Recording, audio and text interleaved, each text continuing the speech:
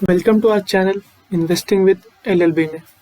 आज के इस वीडियो में देखेंगे कि डिविडेंड होता क्या है और डिविडेंड देने से कंपनी का शेयर प्राइस क्यों गिर जाता है।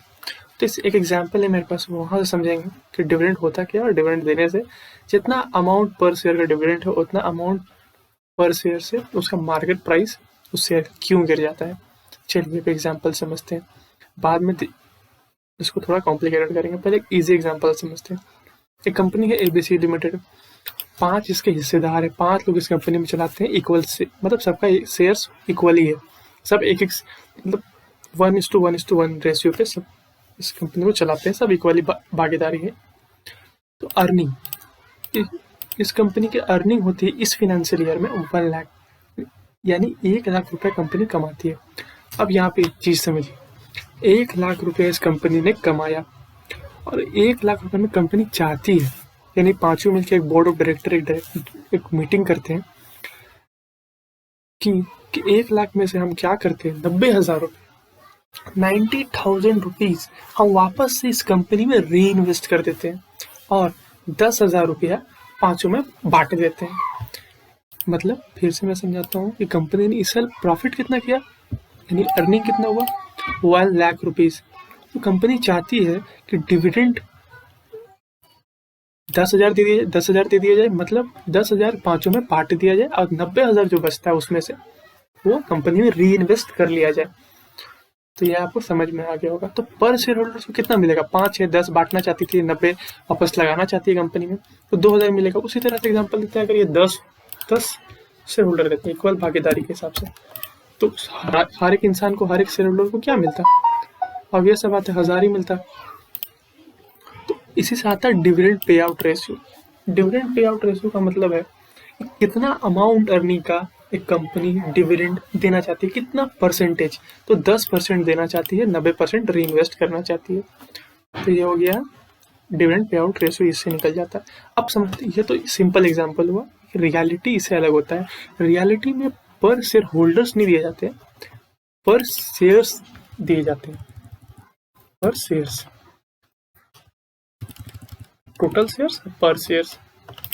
तो टोटल एग्जांपल लेते हैं कि इस कंपनी के 10 शेयर होल्डर्स हैं, 10 के पास अलग अलग अमाउंट की हिस्सेदारी है।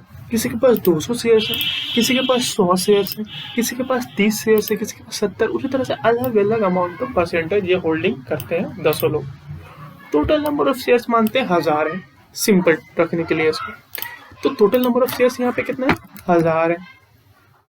तो पर शेयर कितना निकल के आ गया, यानी हर एक शेयर में 10 रुपया मिलेगा। जो एक करेगा, एक शेयर होल्ड करेगा, उसको 10 मिलेगा, जो 2 करेगा उसको 20 मिलेगा। तो यहाँ पे देखते हैं 10, यहाँ पे 10 निकल के आता है। यहाँ पे 10 अगर आप लिखते हैं तो इस बंदा ने 200 होल्ड कर रखा था तो इसको 2,000 मिलेगा। किसी ने सिर्फ 40 किया तो सिर्फ 400 ही मिलेगा, किसी ने 30 ही किया तो 300 ही मिलेगा रुपीस। ये रुपीस पे, ये पर शेयर है। तो 10,000 बट गया सब में, ये 10 शेयर होल्डर में 10,000 ये देखिए बट गया, इतना नंबर ऑफ शेयर्स था। तो ऐसे रियलिटी में पर शेयर दिया जाता है डिविडेंड। तो आप समझ गए होंगे कि डिविडेंड होता क्या है, डिविडेंड देते कैसे, डिविडेंड पे आउट रेशियो क्या होता है। अब समझते हैं सबसे लॉजिकल पॉइंट इस वीडियो का, कि डिविडेंड देने से कंपनी का जितना अमाउंट डिविडेंड दिया पर शेयर, उतना अमाउंट शेयर प्राइस क्यों गिर जाता है उतना ही अमाउंट से। जैसे अगर मान लीजिए ये टाटा मोटर्स का एग्जाम्पल देते हैं, मान लीजिए कंपनी टाटा मोटर्स होती है एबीसी की जगह, वो 200 रुपये का लिस्टेड प्राइस में चल रही होती है, ट्रेडिंग हो रहा होता, 200 रुपये चल रहा होता उसका मार्केट प्राइस।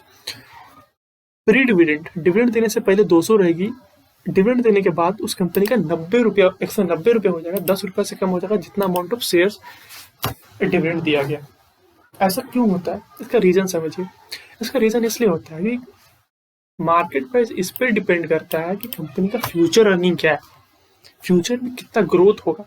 अगर कंपनी सब बांट देगी, शेयर होल्डर्स को दे देगी, डिविडेंड पे आउट रेशियो ज्यादा रखेगी, तो ऑब्वियस सा बात है कि सबको जो शेयर्स, जो बायर हैं शेयर्स के, वो 200 नहीं देने के लिए तैयार होंगे, बोलेंगे नहीं यार 190 पे ही लाओ। ये कंपनी 10% दे दी, अगर नहीं दी थी वापस से री इन्वेस्ट करती तो कंपनी में ज्यादा ग्रोथ होता, ज्यादा ग्रोथ होता तो फ्यूचर में ज्यादा इस कंपनी सक्सेस कर पाती, तो हम ज्यादा देंगे। अब 200 की जगह 210 देंगे, 205 देंगे, 200 ही देंगे, क्योंकि ज्यादा डिविडेंड ही देते रही शेयर होल्डर्स को, तो कंपनी की ग्रोथ के लिए अमाउंट कम बचेगा।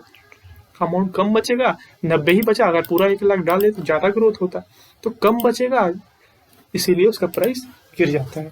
तो ये एक लॉजिकल पॉइंट हुआ, फंडामेंटल पॉइंट हुआ। और डिविडेंड कैसे मिलता है, उसका एक्स डेट क्या होता है, रिकॉर्ड डेट क्या होता है, और कैसे लेना है, वो अगली वीडियो में डिस्कस करेंगे। ये वीडियो लेंदी हो जाएगा ना। तो अब एक चीज़ समझते हैं, डिविडेंड यील्ड क्या होता है। डिविडेंड यील्ड ये होता है परसेंटेज।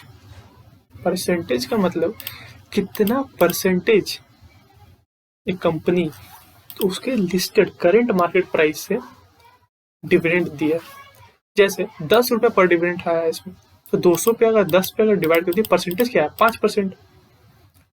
5% यानी डिविडेंड रेट कितना है, 5%। फिर से समझते हैं कि इसका फॉर्मूला होता है कि dividend per share divided by current market price into 100, यानी मार्केट प्राइस का कितना परसेंटेज डिविडेंड दिया गया। तो 5% इस कंपनी ने डिविडेंड दिया, उसको डिविडेंड यील्ड बोलते हैं। डिविडेंड पे आउट इसे समझ गए इस टॉपिक में, डिविडेंड यील्ड समझ गए। आने वाली वीडियो में समझेंगे एक्स डिविडेंड क्या होता है, रिकॉर्ड डेट क्या होता है, बहुत जानकारी उसमें दी जाएगी। तो इसलिए लाइक एंड सब्सक्राइब कर दीजिए इस चैनल को। बहुत ही इंपॉर्टेंट और बेसिक इन्फॉर्मेशन के साथ, बहुत ही क्लैरिटी के साथ आपको समझाया जाएगा इस चैनल में। तो इसी के साथ वीडियो आज का ख़त्म करते हैं। लाइक कीजिएगा, सब्सक्राइब कीजिएगा, मिलते हैं नेक्स्ट वीडियो में।